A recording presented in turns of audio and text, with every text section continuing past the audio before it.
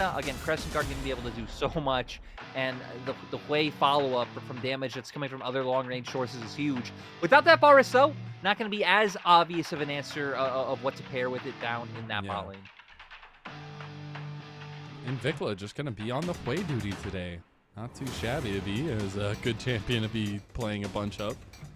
Now comes the answers from AL. They see the basic structure of the jungle duo. Mazel, I don't know if you remember game 1, what the ultimate counter to RA was, but it was that wall. The wall! Now AL going back to what worked. I mean, Shanks did such a great job of corralling RA in that game 1 with the Weaver's Wall. Now it's about where they want to look to answer. I would expect the K'Sante, now that it's being highlighted, to come through here. We need to remember that they've been very worried about things like the Jace and the Renekton in their previous 2 games. I don't know if RA would feel confident locking in either of those now, or even just going back potentially to the Jax pick. But that could be a look. Your strong top laner on something that can deliver. Might have taken a couple sentences out of his copy pasta, but he is still rampant in the meta no matter what. He will be the K'Sante that you fear. The Nautilus is locked in, though, kind of deny that duo with Smolder and take some engage potential for themselves for RA. Right, and you still have things you could pair it with if they don't get banned out, things like the Senna, things like the Ezreal. We know there's a lot of combos. Hell, even people have defaulted back to the Zeri and played it with the Nautilus. So I think RA being like, it's fine if you opt into banning out top lane, but now they've incentivized even more to also put the pressure on AD carries. So I think RA in the second phase shouldn't be able to get pinched in either role. That puts yourself in a pretty good position there as well. The Poppy is the ban right now as the Jinx joins the ADC ban table. Anyone's Legend, so just taking away the tools of Assum. I also love the laughs coming through. I mean, hey, especially once you change to that rocket form, right? You have the you have the range, you have the damage to be able to fight back, and especially the scaling to be able to contend. So it is a bit of an interesting ban, but I can see the logic. I remember we've also seen things like the Jhin and the Caitlyn be things that we've seen a little bit of here and there. Jhin? I love the Jhin. I think we've seen it a few times now, right? The Jhin Bard coming out and looking for those long-range picks. I think it matches really well with play. Exactly, right? I mean, hell, I was saying, I can't think of another long-range AD carry that's going to be able to pair with this way. There it is. The Jhin there would be able to do so, but we're going to look now. Like I said, Jace, Renekton, 2 champions that have been consistently banned in this series throughout AL. Looks like it won't matter this time around because Xiaoxu going to feel confident just going to the Jax. The Jax answer into the K'Sante. See if it works the other way, at least this time, right? Even though it was Croco piloting that one this time around. The matchup on the top side should be interesting. This is another one that is consistently played, at least rising in priority in bot lane. The Maokai support. Yeah, dying a little bit in jungle, showing a big presence in the 2v2 with the trades that I can go for, of course. Also being able to have those solid turns once we hit level 6. Now, where they're going to go with jungle, they would have a decent amount of CC to be able to set up this Graves in their sides, top and bot. And Shanks, gotta be so funny. Oh man, they keep going, but you know, we see carry jugglers once again, just like game 1. I do believe in game 1 though, it was Croco playing the Kindred and Naiyou playing the Graves, but it's fun to see Croco still being willing to show his stuff on this carry champion. Croco's saying, I am taking the reins. I will show you what this pick can do. And game 1 did not look good for Naiyou. So now that we get into it, the Kaisa was hovered in pick 4, but now locked in pick 5 for RA. So playing a bit of a dive comp, just with way they're waiting in the wings, able to provide support from a range. It's going to be fun to see if they can find access to the backline, but I think Talia, a great champion at throwing out those rocks, putting up the zone control, which makes it hard to find those angles. You have to worry about the roots from the Maokai, Sante pulling you out. So we're going to see if RA can get this dive going. Again, the story so far we were setting up was AL very good against middle of the pack teams, not so good on either side of that meaty sandwich. And they may be proving that a little bit here as RA have taken the distance. The biggest focus has been the night and day differences from game 1 to game 2 between Croco and Naiyou. We finally got Naiyou approaching and doing something, it feels like, after that game 1 went so quietly for him. And now looking at these two junglers again as a primary focus to get the ball rolling in this game 3. Yeah, going to be keeping our eyes on the junglers. Going to be keeping our eyes on the AD carries this time around, too, with the Kaisa coming on the Rift. Can we see Assum get to the back line, assassinate Hope on the Smolder, and make it so he doesn't have any worries? It's going to be tough. We haven't seen a lot of aggression coming out from either of these teams in this series. And I think RA is going to be a lot more willing to pull the trigger. Especially in the early game, it has been quite calm so far.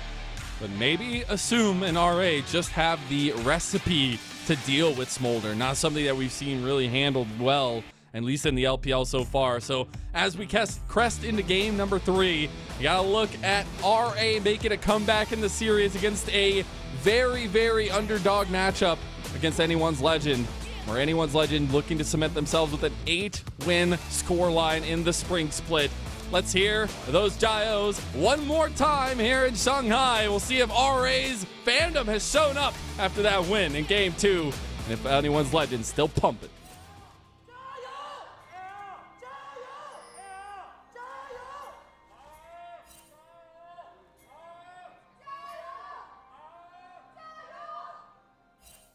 We got some more people in the RA camp now. You know, game 1 it was like 2 people. Now we're up to a couple.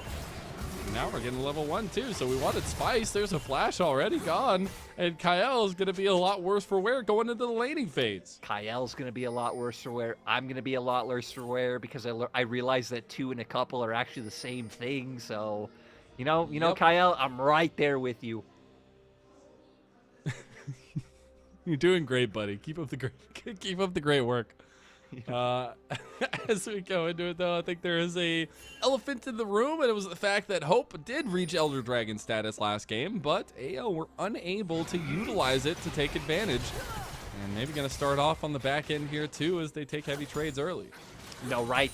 They just got too far ahead. I do think the lane should be a bit easier to find stacks in this time around. You have a short-range AD carry. You're facing a melee support on the opposite side, so opens up some more chances for heavy trades to happen. Level 2, the contest right here. You see how much pressure is being put.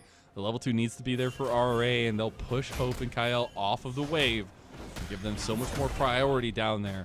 I do want to highlight, though, both junglers, they're pathing away from each other. They are mirrored starts here. Yeah, it's kind of funny. Naiyou actually making his way up towards the top side to enable Xiaoxu. Knows he's going to have that push. It's going to be a guaranteed grab, but is going to set Croco have his way down bot.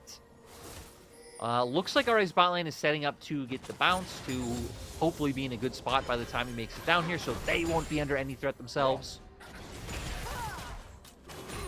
And with RA's push down here, it could actually lead out to a good gank angle from Croco. We also see the stats for Kaisa in the bot lane, 0% wins and 0-5 in total. Yeah, not showing up. And funnily enough, last game I said Smolder's 9-2 in the LPL. I have a new stat for you, Mazel. Smolder now is 9-2 in bot lane, because one of those games that he lost was played top. So we're actually at the same point that we were last game since I left out Nothing's context. changed. Look at that. Yeah, that's the beauty of being a broadcaster. You can pick and choose what information you deliver. It makes you right all the time. Results-based analysis, that's our favorite thing. Yeah, and you know, that's how it needs to go. But you know, you can't always have the results-based analysis. Like, ooh, I'm ready for something. There's results. It's based on analysis. There you go. I'm ready you for get a something little fight spicy on to bot happen. side. You do get, oh my god, Zorah's just gonna flash for it. I can't even see who got that Scuttle Crab. It actually ends up being RA, and Kael will go down first blood for Assum, and now Croco's about to go down to second. They get Hope too. Oh, the flash comes out, a double kill for Assum, and that's some confidence right there, baby. RA already starting off huge. Red buff on your Kaisa. I didn't expect this. I didn't expect the game to end up here once again. Shanks clearly feeling the pressure, trying to find big trades, but Vicla's able to match. Even be slightly better for wear in terms of the mana that he has, but Shanks does still have 2 health potions to play with. Good heads up there, knowing there's nothing following up after the combo's used, but here we go. I'm a bit surprised how heavily RA committed to go for this one. Like you said, Flash comes out from Zorah. They get the root, clearly having the confidence they could win with the aggression and the damage that the Xinjiao's putting out at this point in time. They have more CC to work with as well through the Nautilus and the Xinjiao. I think just a lot better tools when approaching that early 3v3. Yeah. And that's the reason we've seen Xin Zhao just be like perma-presence in the LPL. You have that strength to give you not only sustain in the early fights, but a lot of CC, a lot of follow-up, a lot of aggression. And Naiyou, he's, again, looked completely different on this pick so far in the series itself. And really finding a lot of those early advantages here. Now we move our positioning up towards these objectives, and both going to be traded out. Yeah, so Croco this time going to be able to get his hands on the grubs. Doesn't seem like they'll be able to use, you know, the pushing power all that much if they can make their way up to 5. I like that RA instead are just focusing on Drake, enabling where you're already strong with your 2-0 no Kaisa, allowing her to get more plates. So far we said, hey, RA need to be more willing to pull the trigger in this game. It was a bit of a counter fight that got them these kills, right? Like AL were moving forward aggressively, but still, they've shown a willingness to look for aggression, pull the trigger, and start getting advantages early like they need to. I love it because Zorah has no right to be here. Now he does, but he's just, you know, playing the bluff right now into Mr. Kael. Now Shanks is on his way with Croco, so this could turn into a dicey situation. Naiyou trying to take it away, but actually Croco's going to get that one. Spiraling Despair's pop. That's going to do a lot of damage, and it goes on to Shanks as well. Forcing AL away. RA do make it out alive, though. Naiyou clearly not feeling confident following up with that ult from Vicla. I mean, jumping into 3 people would be a little bit rough. You'd probably just get instantly blown up. So I think it was the right call in the end. You've already pushed them back. You've already dissuaded the opponent. And just get to a point where you can stabilize once more. And looking across the lanes, farm mostly even. I mean, hell, the only place we see a disparity is where we've seen the 2 kills go over to RA and bot. And that's pretty huge in its own right. We came into the series highlighting how crucial hope has been for anyone's life. Putting that down is really big. Wind becomes lightning there. Not going to follow it up, but do get the flash out of Hery. And this is what they needed, right? RA forgot what it was like to win. The last game they won, they're like, all right, we're actually solid players. We can make the moves. We got the mojo. And they've come in and 1.2k gold lead, looking pretty solid. Yeah, they didn't win a single game in week number 5, facing up against Ultra Prime and EDG. Now starting off week number 6 in much better fashion.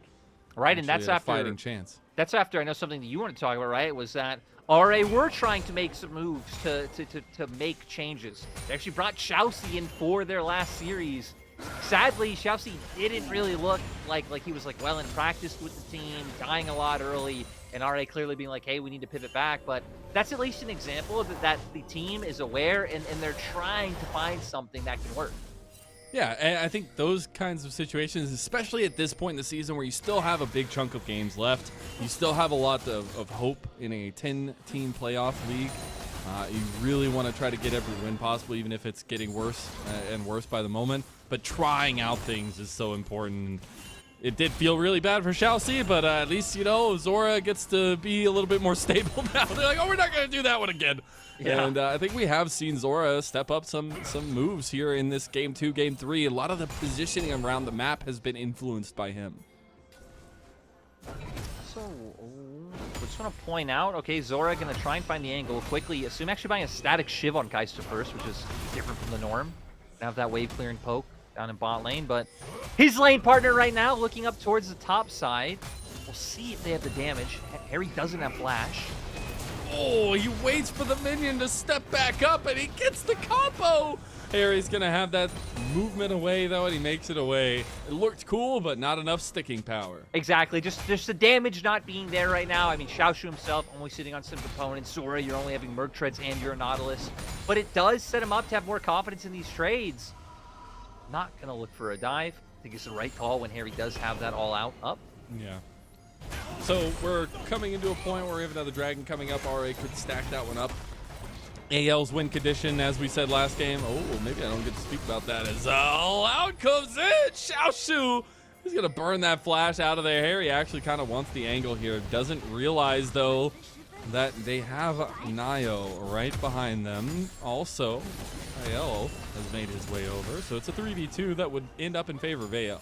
You know, I gotta say, really nice moves by Hery in that situation, right? He could tell, like, Xiaoxu's doing such a great job finding those small trades to get him low enough for the potential dive that he had to go for a move like that. He had to position aggressively for the all-out. There's no way. I guess maybe there'd be some potential pressure here soon. You thought about proxy wave on top side. Now introducing static shift proxy on bot side. Let's go. You know, we've just seen more people in general as Croco sadly not managing to get that one with the collateral damage. I remember we had Lucian buying a static shift the other day as well. It didn't work out. Me and Joe were kind of scratching our heads, but I'm seeing this more and more. So something I want to zoom in on a little bit more is kind of these win conditions. I kind of highlighted it to it. Hope still a big one for AL, trying to utilize that win themselves. We were talking about the dive comp and kind of the follow-up that RA have built into their composition. We feel like that kind of sustainability is there for them and stacking up into the later game against this comp for AL. Yeah, it's going to be all about the coordinated play from Xiaoxu, Naiyou, and Assum making their way onto Hope. But Shanks might end up being a bigger problem. Like, again, I feel like Talia just has so much zone control. Could be really annoying having to dive into the back line against her. So it'll be interesting to see how RA prioritizes targets. If we do get to a point where we see those fights happen. AL, after the earlier shenanigans, seem much happy to be like, yo, you get the dragons, we're going to keep farming, we're going to keep getting strong, you do your thing, and we'll do ours. Chill, bro, chill. We didn't want any smoke, man. Exactly. We just want to back off, all right?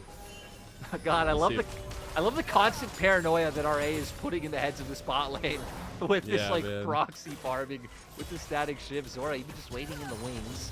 Essence Reaver was just picked up by Hope though.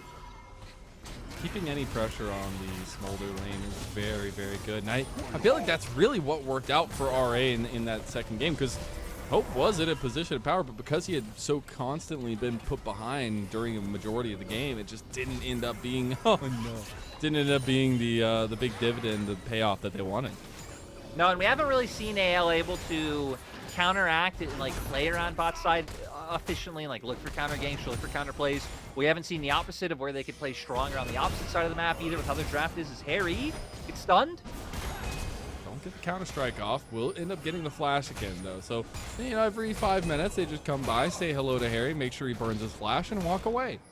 And Zorah especially has been making a lot of good map movements in this game, right? We've seen him move up towards the top side a few times, knowing that there really isn't any kill threat there from Hope and Kael. Get the standoff. Mid lane again. Kael, Zorah going to be showing face there. Bramble Smash not going to use until the end. Mom called.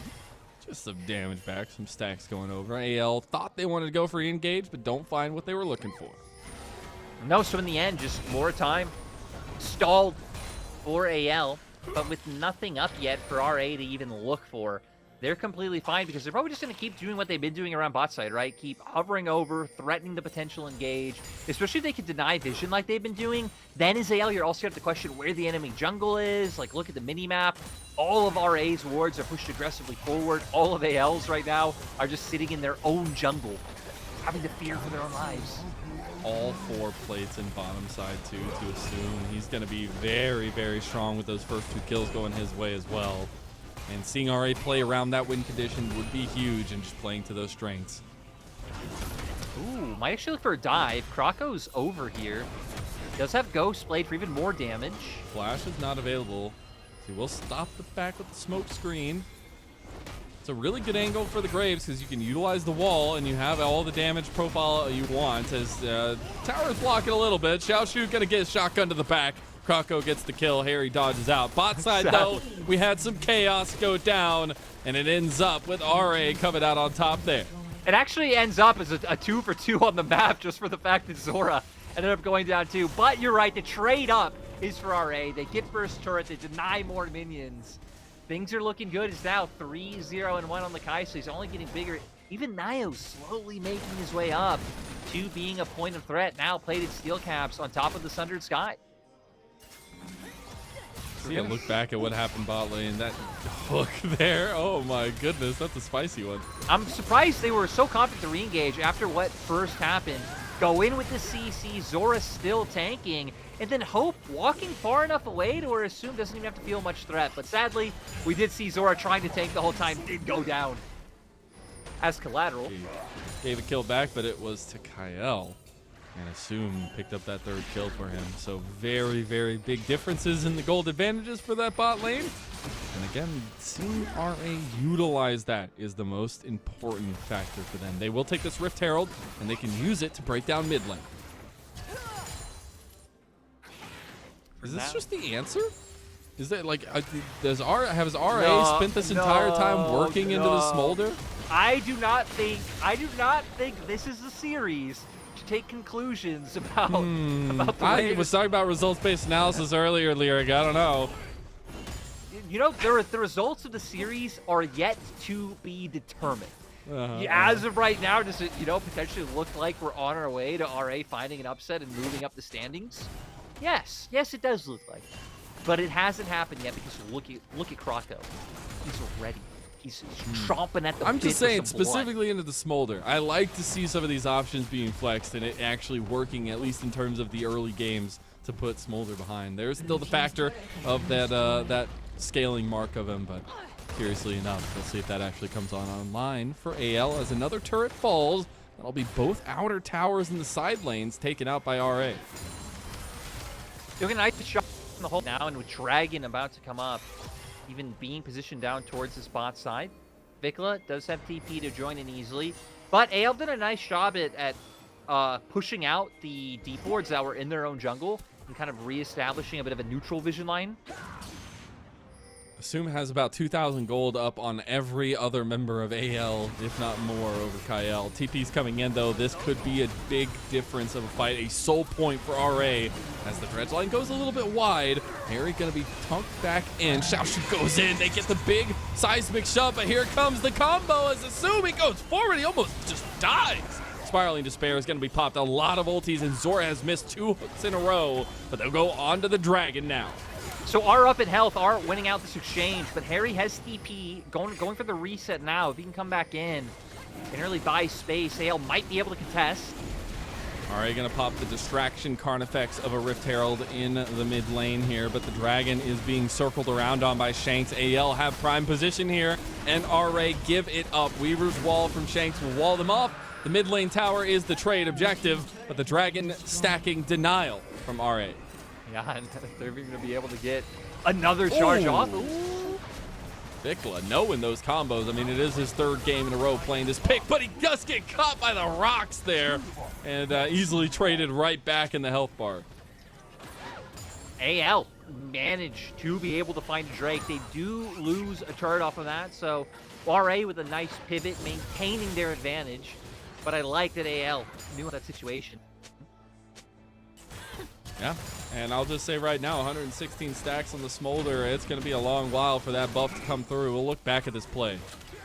Yeah, AL contesting from a very shallow and safe area towards their side of the map opens up for the rocks to come out from the Talia. Again, that really does a lot in dissuading some of the follow-throughs. We can see actually gets locked down, Assum, after traveling.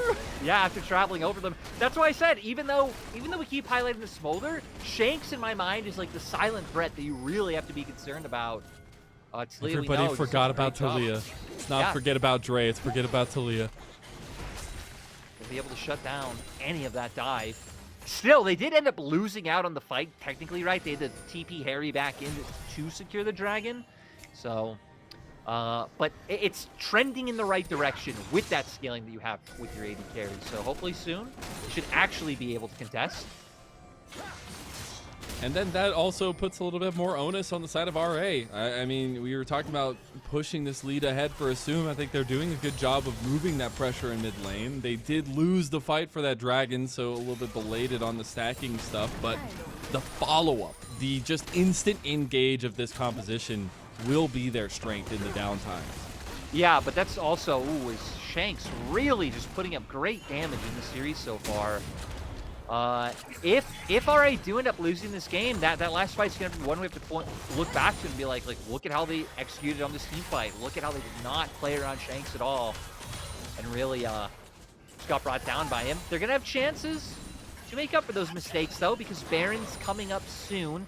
You can see RA for now are thinking about looking for a pick on bot side since there is no tier 1 down there. Moving 3 members over. This is their game plan, though. Croco will not take the bait. He realizes there could be some trouble waiting in the tri-bush there. Things go quiet on the rift, Lyric. As we get the Baron spawn on the other side of the rift, it does mean that AL have bought themselves some more time. And AL getting to a point to where now they have the Shojin, which I feel like is a huge boon for the Smolder, being able to get more of that damage on your abilities. Really just going to make him start slapping. And now I feel like our focus just comes into, once again, RA's relationship with the Baron, how they're going to look for picks. But it looks like their picks are going to be looking for a bot side. They can catch them out here. They got Vicla on the way as well. Hery gets Ravenous Mob, but he unstoppables it. Naiyou, he goes in. He's trying to get the angle, and that's an easy side lane pick. Xiaoxu claims it. So it opens up for pressure to actually come from Xiaoxu. Nice, quick thinking, realizing that AL probably aren't in a position where they can threaten any sort of Baron play themselves. Hell, Xiaoxu even would have TP if anything happened to just make it another 4v4. So it does end up being a trade in favor of RA in the end. AL gets the side lane for local goal. They get the objective.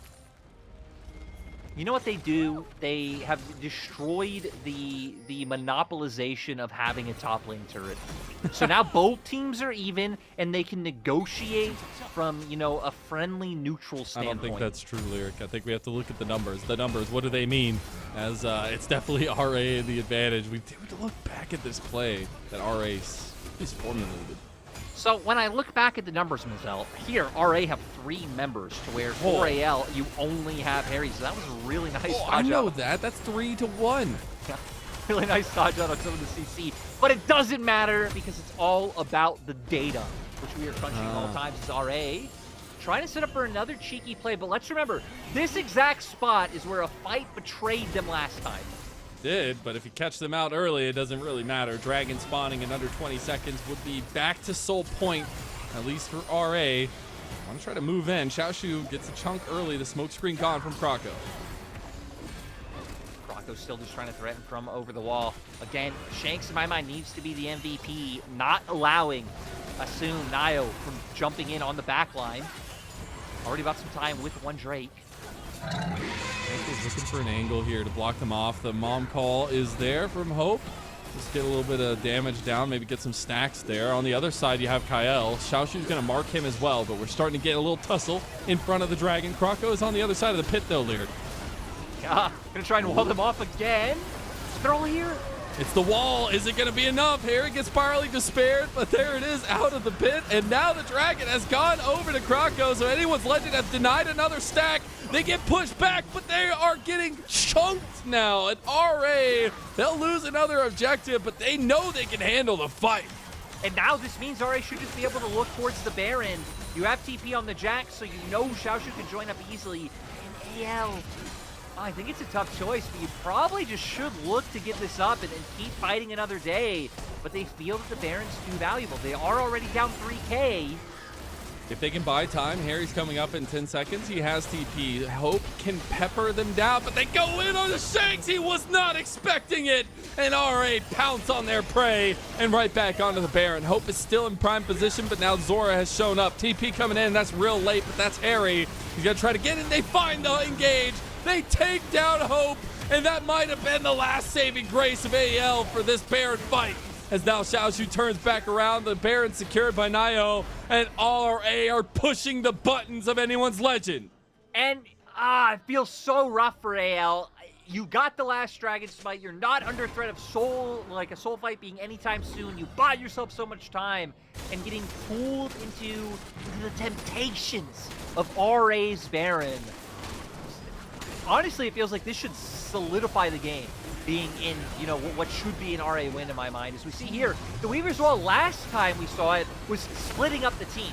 All of RA end up on the same side of the wall. So they can fight together, they can zone for their key carries, as we're going to see Sin do here. So Naiyou's not able to go for the smite on the Drake. They're not able to find it. But this was questionable, right? Because you're facing the Kaisa, the Xinjiao, the confined access on the carries trying to poke from afar. So I feel like Shanks should have been able to expect that one coming through. And then Hope here, no Ghost, no Flash. Once the Nautilus joins in, again, he's just going to end up going down, and it feels like this was exactly what RA needed to be able to close out the game. The pressure is mounting, and the eyes of Ire are all onto Assum here for RA, a guy who now at this point for RA's history is the pillar of this team. He's been around for over a year. He came over from LGD, and in this series, in these last 2 games, the man has been turning it up. He's been getting massive. Now it's, can AL step up to meet the challenge? Good damage. Coming out from Shanks, actually forces the ult. No Crescent Guard on Naiyou. We saw the power of their dive comp, the way that they can join each other, though, really pay off so far, and it's something we called from the very beginning they can utilize so well. 6-0 for this ADC. He is that killer instinct. That's the namesake of that ult. Doing a nice job of capitalizing on AL's mistakes. RA could make their way up to 3-7. And even though it's unlikely for any of these teams down towards the bottom to make playoffs, and it still is not impossible, right? If they move to 3-7, the 10th place team right now is Weibo, who are sitting at 4-5. So at least just in terms of wins, you are not all that far behind outside of playoff range. And they have a tough, Weibo themselves have a tough opponent tonight. Yeah, I mean, that one will be interesting once we get to it later, right? Because both Weibo and NIP kind of struggling. Hell, both lost to the same teams last week. It's kind of funny. Yeah, and now redemption arc in tow, but again, that is the differential. Is Weibo are at that 10th place, the last marker for the playoffs, and RA with a spree could just be right there with them in the same grace. So now that we get into it, we're about 2.5 items, if not almost 3 for a majority of members. 4 if you're Assum, but that's the only member that could really say that here. And RA, they just need to continue pushing these buttons. I mean, there's one thing I'll give them, Mazel. They've definitely been clicking buttons this game. They've been using keyboards and mice? Yeah. Man. So do AL, and maybe that was part of AL's problem that led them here, because they were not using those the right way at all times. But RA, default back to their patience, right?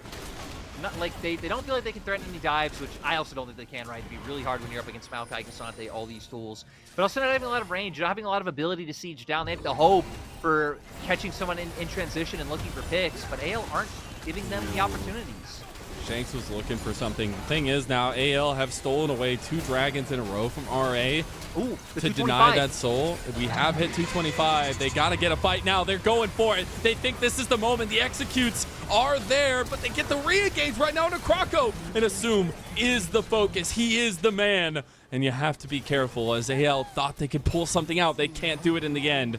Assum's looking for it. He wants another Void Seeker here. He's... Oh, the minion!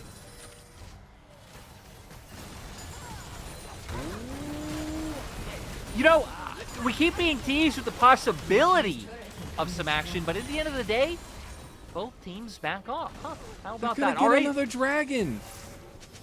I mean, right now you're about 7K up. You're sitting on soul point. You can tell AL are really struggling with how to fight. That was one of the closest exchanges we've had, and it still ended up in AL finding no kills, even with the fact that they've hit that special number. I like the moment though. They're like, they make the call. Like, okay, they're overextending a little bit. We just got the stacks. Let's just try to go for something because things are getting fewer and far between for them. I agree, right? They need to start gambling on looking for some of these opportunities. So this was definitely a good one to engage on because you split them up, right? You go for this lock-in with the twisted advance. Zorah can't follow up. Your Kaisa isn't anywhere close to really be able to join in. Once the Maokai ult shuts them down, but they know if they went farther forward, it would have been death. Also think we're really seeing the Graves pick struggle to find any meaningful impact. Yeah. Maybe copying Milky Way is not the answer. Remember that statement I was saying where Croco wants to show Naiyou who's boss on it? I don't think anybody here needs to show who's anybody boss on the Graves at least. Naiyou gonna get a huge part of his health bar taken out and TP right back into the mid lane by Xiaoxu, and RA put at least pressure around this mid lane as the Baron's spawning. Trying to make their way up so they can start hitting minions first and have full control over mid push. But AL do zone them off in the end. We are completed. Third item now for Vicla. Croco just want to get some damage stats up there. Collateral damage hits onto 4. You do still have some of that poke really coming alive for anyone's legend, but you got to watch out for the distance of engage that RA have. They get one of you, oh, they're all coming. You better believe. Yeah, I'm just waiting. Both teams are intent on something happening. Oh, we just hit a back for Assum. I wonder if he finished. He already had the Horizon focus, so I guess just picking up another needlessly large rod to enable his poke even more. As we get back into the lane, almost circling a pretty hefty lead for RA, about 9,000 gold in advantage. The Baron started up here. AL not one to give up the fight. No, still just wanting to threaten, trying to find an engage with Hery. They don't see Vicla on the side here. Vicla has a big spiraling despair, but it's a nice execution on Naiyou. Now AL, they actually have the player advantage right now. They just can't get caught. Nature's Grass coming back, but Hope gets sniped there. They will end up catching out Zorah, but a decent amount of damage from Vicla, and now they want to go back in. Look at Xiaoxu. He was just trying to buy time, trying to find a flank, but doesn't end up finding it. Some decent disengage and damage done from a distance from RA. Yeah, I mean, hell, it's crazy for RA. The fact that their jungle died post 30 minutes, and the enemy team can't threaten Baron. The enemy team can't do anything about it. It's actually RA the ones cementing their control over the Baron area even more. They still have the killer instinct. They still have the possibility of finding the catchouts. They don't have Naiyou, though, so no potential of just stealing away the Baron right now. No. They do have item advantages pretty much across the board, though. Okay. Top mid and, ooh, yeah, they're just going for it. Naiyou's on his way. Yeah, I mean, they got to be careful. Naiyou's still walking. Yeah, I think they realize, like, wait, Croco's here, not Naiyou? Oh. I think RA are fine with it, right? It was not wasted time. There really wasn't anything else you could have done on the map. And then maybe take a Hope gonna call his mommy. And it's Assum has found him. He's got the flash, he's got the kill, and now RA without a dragon in tow for AL. It's easy pickings. They're right off to the races. There's flashes from everybody on the side of AL, and you know that's a lost fight. The white flag is up in RA, straight to the Baron. And there was the value of the Kaisa. And honestly, a lot of it off the back of the fact that Assum's already just so large, already sitting at 4.5 items. Of course he'd be able to win in the 1v1 and find the assassination. Now, turning towards the Baron. Zorah can still threaten and engage here. Not a whole lot of poke for AL to play with. Ooh, missing the dredge line because he just stood there still, menacingly. As now the poke is starting to come into work here. Collateral damage comes back in AL. They are fighting back even without their tiny little dragon. And RA, they will back off the fight and reposition for a dragon on the other side of the map. I'm a bit surprised they weren't more willing to turn to fight. They have some ults up. They're 5v4, and the enemy just used everything. Does give over the opportunity for AL to find an objective bounty and start getting control over the bot side first for that next Drake. But we'll see if they can finally overcome RA. It really feels like it needs to be great positioning for Shanks' E for RA to really get shut down from going for the dive. There's a couple teams in this game. The wall has been one of them, and they need to come up clutch now with it. AL on the backs of a really triumphant comeback from RA in this series. They are trying to push the mantle. They are trying to push the lead that RA have garnered for themselves. The Dragon started up, the engage goes through. Here comes the mommy call, but 4,000 health on the Dragon. They're going to go for a 50-50 here. Depth chart pop, Naiyou's in. It's a smite fight here, baby, and it goes the way of Croco. He gets the spiraling despair on him, but now AL, they're in an awkward position. They can't get over the wall. They'll lose one as Hery's out. The Dragon secure. That's 3 in a row, at least for AL. They will push the tempo of this game backwards. It's absolutely crazy that this game just keeps going on and on. Croco somehow manages to keep picking up these dragons. It is going to lead to another Baron for RA. And you know, if AL did what they were doing now last Baron, maybe they could have found a comeback by now, right? Last time, They poked their heads, they prodded, they gave it, RA more kills. I think it's the right choice not to. But now we're going to see, can RA finally start dismantling space with their low range, all-in composition? Is I guess it really isn't, since we have more AP on the Tyson. We just finished that cap, but we're going to see here of what went down, trying to run away, flying away, but able to follow up with the ulti, gets the Q out, and then can just keep running him down with the ghost. He didn't even stand a chance. Not even a chance. He's a double mom call because it's just that back and forth here. But this fight and this smite from Croco, it saves the day, honestly. It really does. I mean, just wonderfully timed. Keeps them in it. If they can survive this Baron Siege, then the game literally will come down to a 50-50 in terms of who gets soul from the smite, right? So, can set up for good things, but this Baron should be what leads to RA opening up more of AL's base. Full item completed for Assum. He has the Rabadon's last, but there's something I want to mention here is for 1 second, for a couple seconds, the lead got to 10,000 gold for RA. It has shrunk. It is still fluctuating. It was down to like 6,000 a second ago, but we're seeing the fight back from AL, and Naiyou, he's going to pop his Crescent Guard there preemptively. Yeah, that is not a good sign when you want that for the fights to come.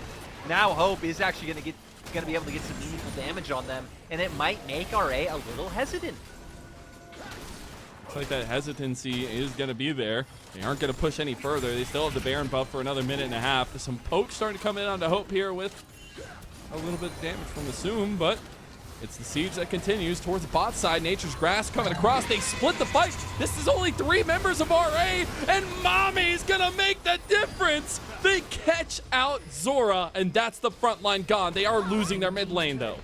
And I also got to say, Vicla, man, he does so much damage to the whole team of AL. Like, that was AL picking off a member of RA, right? So Vicla got 1 combo, but in any extended fight, it is just crazy how much Wei can do.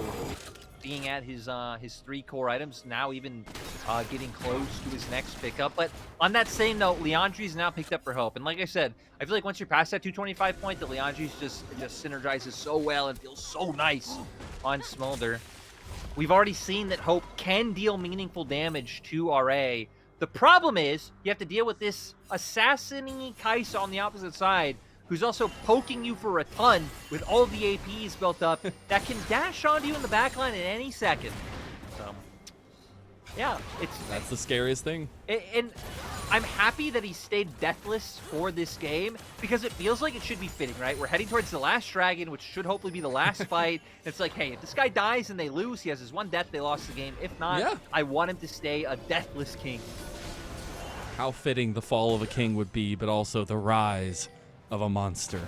We hit those item breakpoints. We got 4 items now for Croco, and we have a fist fight on the horizon. 1:10 for this dragon, an end-all be-all to the contested objective so far.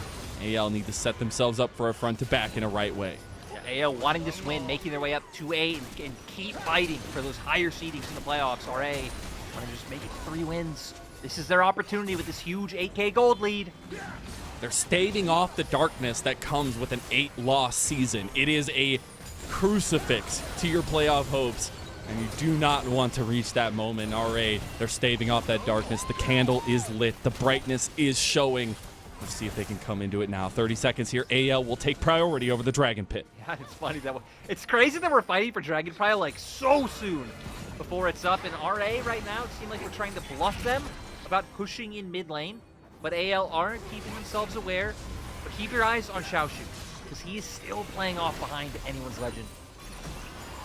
That's a big flank. That's a big flank. Xiaoxu's going to get the Spiraling Despair. He's into his own team. You got to be careful, though, as a decent amount of sustain from AL is starting to ring, as they are still fighting tooth and nail here. Naiyou, a big frontliner, is gone. Nice poke coming out from RA, and they're going to force AL's hand here. They're going to go for the dragon. Yeah, this guy's damage is so annoying, and now having to go for the reset. Does this really just lead to soul? This could be. It's going down. Croco's in the pit, but he's in way too early. Can he get it? He can't. He flashes. He goes down. He's out of the back of the pit. And RA, they're cleaning house on AL. There's TPs to the mid lane. Go ahead and round it up. because RA will not be dusted today. They will rise and be those underdogs in the LPL, and they'll beat down anyone's legend. RA doing a great job of taking down one of our top teams, the team sitting at 7-3. What an amazing upset for RA. We wanted Naiyou to step up. He went tooth and nail with Croco, one of the best performing members of AL, and they've done it, damn it. They win another series in RA. They're back in it. You know what? You know what? We might have been missing some people in the Gyro section for RA, but if there's one person who's clearly ready to bring the excitement about this RA win, it is all Mazel. Great showing by RA. They managed to bring it back. A bit of a, we'll say messy, just because I feel like both teams missed a lot of opportunities to look for advantages that were there. But at the same time, RA did what they had to. They took advantage of the mistakes that were in front of them. They were out fighting.